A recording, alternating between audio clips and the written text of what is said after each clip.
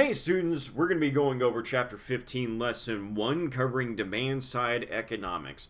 Demand-side economics is the economic theory of using primarily government measures to move the economy forward. The popular school of thought is known as Keynesian economics. This school of thought came from economist John Maynard Keynes, and he is compared to Adam Smith for his contributions to the study of economics. Keynes's approach became popular during the Great Depression. To understand the basics of this theory, we must first look at the expenditure approach to GDP. Two components of Keynesian economics is the money multiplier and accelerators. In the past, I showed that investment spending and consumer spending are married to one another. When investment spending goes down, consumer spending tends to go down with it. The result is an acceleration towards recession or worse, depression. This is where the money multiplier comes into play. The money multiplier is that for every $1 spent, that it will multiply over time in the economy. This works in the negative as well. For every dollar that is taken out, it will have a multiplying effect. Keynesian theory states that the way that a recession can be avoided is with a huge increase in spending with government. When we look at the expenditure approach, Keynes believed that since consumer spending and investment spending tend to go up and down together, the only other part of the equation that can combat either direction is government spending. Next exports are so small that Keynes viewed it as unimportant for the most part.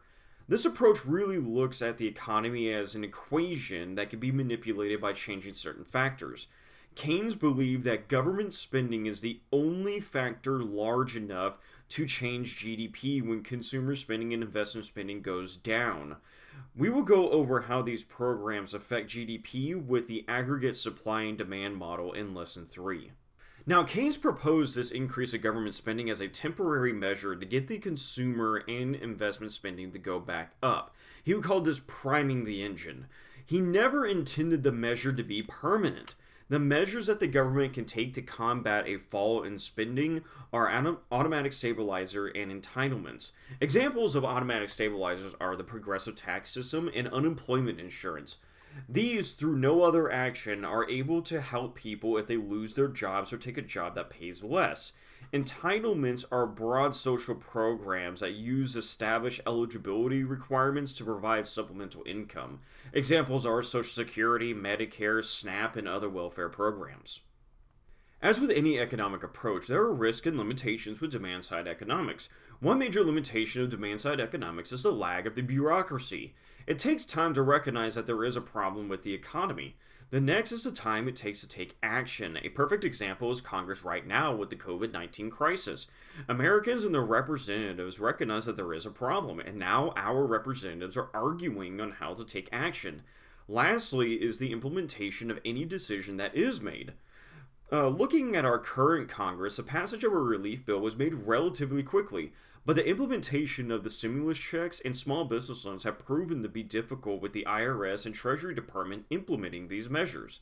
One major risk that comes with Keynesian economics is the increased dependency on government action.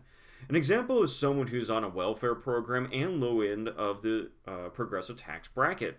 If this person makes a certain amount of money more, they could lose their program benefits and move into a higher tax bracket, thus making much less money than they were before.